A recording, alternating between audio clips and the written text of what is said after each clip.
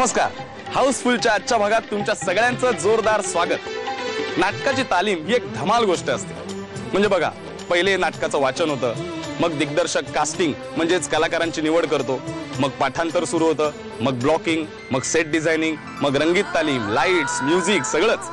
याशिवाय तालमीत चेष्टा मस्करी, चहा, तालमीनंतरच्या कट्ट्यावरच्या गप्पा, या सगळ्यात एक वेगळीच मजा असते. असाच एका नवीन नाटकाचा रंजक प्रवास म्हणजे संहिता ते प्रयोग असा रंजक प्रवास आज आम्ही तुमच्यापर्यंत घेऊन आलेलो.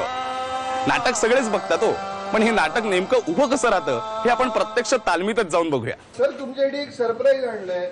इथे तुम्ही तिथे इथे भिंत आहे, तुम्हाला भिंत आहे तिकडचं,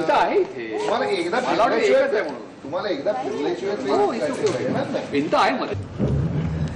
ही गोष्ट एका गुरुची आहे आणि त्यांनी घेतलेल्या वर्गाची. हा वर्ग गुरुच्या घरीच भरायचा. एका मोठ्या खिडकीतून बाहेरचे दृश्य पाहत पाहत गुरु वर्गाला शिकवायचा. शिकवणी आठवड्यातून एकदाच व्हायची. गुरुवारी. Don't worry man, I give it to you. शिवपूर्वक असा शिवकालीन जास्त सुद्धा परत मागे थांबवला. विजय केंकरे, सुधीर भट, दिलीप प्रभावळकर, अतुल परचुरे अशी सगळी गुरु मंडळी वा गुरु या नवीन नाटकाच्या निमित्ताने एकत्र आलेली आहेत. ही जबरदस्त भट्टी कशी जमली हे आपण जाणून घेऊया या गुरु मंडळींकडूनच. He was a great teacher. आता more like a guardian. Okay, great teacher, more like a guardian. तरी सुद्धा मी विसरलो होते ना. Can you imagine? पुण्याचे डॉक्टर चंद्रशेखर फणसळकर यांनी हे नाटक लिहिलंय आणि ते मी दिग्दर्शित केलंय. प्रदीप मुळेचं नेपथ्य आहे, अशोक पत्कींचं संगीत आहे. हे प्रदीप कारोळकर म्हणून कौशिकचे जे निर्माते होते त्यांच्यासाठी आम्ही हे करणार होतो, पण आम्ही त्यांच्यासाठी ते करू शकलो नाही. म्हणजे कौशिकसाठी जरी ते केलं असलं तरी ते सादर करू शकलो नाही त्यांच्यासाठी, कारण त्यांचं एका अल्पशा आजाराने निधन झालं. तर त्यामुळे आम्ही त्यांना आदरांजली वाहून या नाटकाचा प्रयोग स्वित्झर्लंडमध्ये सादर केला आणि आमची ही सगळी टीम एकत्र जमा करून आम्ही हे एक नाटक केलं. त्यावेळेस आमचे मॅनेजर सूत्रधार होते अशोक मुळे. तर हे सगळं आम्ही करत असताना आमच्या एक गोष्ट अशी लक्षात आली की हे नाटक आपल्याला जगायचं कसं याच्याविषयी एक दृष्टिकोन देण्याचा प्रयत्न करतो. गुरु आणि एक शिष्य यांच्या संबंधांमधून आपल्याला असाही आनंद मिळतो की अरे अशाही पद्धतीने जगता येतं. बरं होणं न होणं ही पुढची गोष्ट.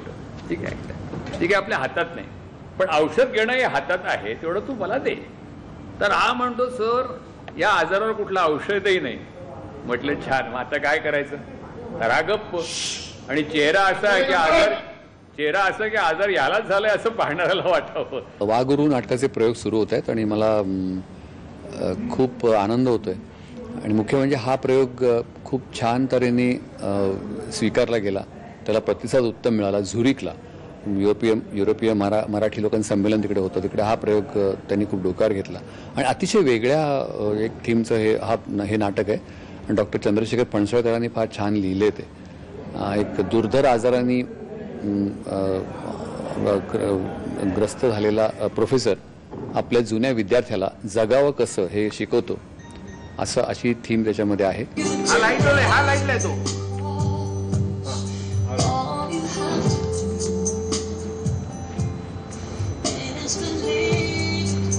सहा वाजता भेटूया शार्प. वाट बघायला लागू नकोस. सॉरी उशीर का त्याला विचारणार नाहीये? नाही, कारण उशीर हा नेहमी तुला महत्वाच्याच कामांमुळे झालेला असतो ना. प्रॉब्ली जीवनाकडे बघण्याचा एक नवीन दृष्टिकोन या नाटकातनं मिळेल. म्हणजे मटेरियलिस्टिक जगात आपण वावरतो. आपण फक्त आपल्या ॲस्पिरेशन्स, आपले एम्स, आपले गोल्स हे फक्त काय म्हणतो आपण मटेरियल असतात की मला इतके पैसे मिळवायचे आहेत किंवा मला इतकी मोठी पोस्ट मिळवायची किंवा मला इतकं काहीतरी अचीव्ह करायचं आहे. याच्या पलीकडे जाऊन आयुष्य आहे आणि त्यातला मोठा आनंद आहे. हे तो गुरु शिष्याला शिकवतो आणि मला वाटतं हेच या नाटकातनं तुम्हाला पाहायला मिळेल. तसं चालायचं नाही, पोर्शन अपुरा राहील. नाही येतो सर, पुढच्या आठवड्यात येतो. गुरुवारी आज गुरुवार आहे. गुरुवार आपल्या शिकवणीचा वार. मिठी मारत आपण. गुरुवार आपल्या शिकवणीचा वार.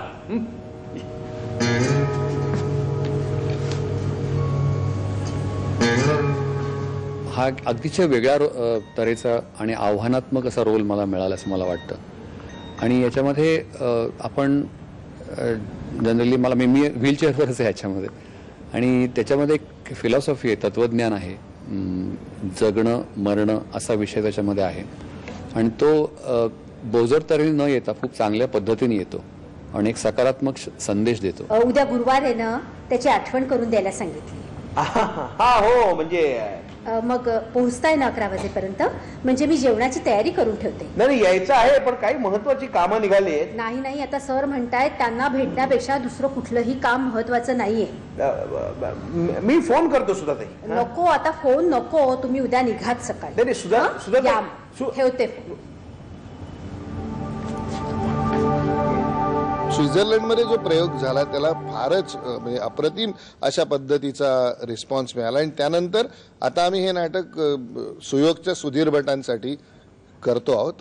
आणि त्याची पद्धत थोडीशी ब्लॅक ह्युमर ज्याला आपण म्हणतो त्या प्रकारचं ह्युमरस टंग इन चीक अशा पद्धतीने ते नाटक जातं. आणि त्यामुळे तुम्हाला मजा येईल ते सगळं बघायला. वारं कसं वाहतं पानात, निसर्गातील प्रत्येक घटना मी पहिल्यांदाच पाहतोय अशा कुतूहला आणि उत्कंठेनं पाहत असतो. तू नाही, कारण ठाऊक आहे, कारण मला जाणीव झाली पुढच्या वळणावर उभ्या असलेल्या मृत्यूची. त्यानं जागं केलंय मला. सुयोग या संस्थेचं नाटक आहे म्हटल्यावर ते दर्जेदार असणार यात शंकाच नाही. ह्याच्या बरोबरीनेच चंद्रशेखर फणसळकर यांच्या तिरकस शैलीतली संहिता आणि आम्हा तरुण मंडळींचे दिग्दर्शनातले गुरु म्हणजे विजय केंकरे यांचं दिग्दर्शन आणि अतुल परचुरे यांचा रिफ्रेशिंग अभिनय आणि दिलीप प्रभावळकर यांचा दांडगा अनुभव असेल तर बघायलाच नको. करायचं आहे ना कधीतरी. हा म्हणजे दोघांना वेळ असेल तेव्हा. वा गुरु या नाटकाचा पहिला प्रयोग युरोपमध्ये म्हणजेच थेट स्वित्झर्लंडमध्ये पार पडला. युरोपीय मराठी संमेलनात झालेल्या या पहिल्या प्रयोगाला प्रेक्षकांचा अभूतपूर्व प्रतिसाद मिळाला. म्हणूनच हे नाटक आता व्यावसायिक रंगभूमीवर आलंय. युरोपची टूर गाजवल्यानंतर आता हे नाटक चाललंय दुबईच्या वारीला. ब्लॅक ह्युमरचा तडका असलेलं आणि जातिवंत अभिनयाचा मुलामा असलेलं हे नाटक बघितल्यावर तुम्हीही म्हणाल वा गुरु मान गए.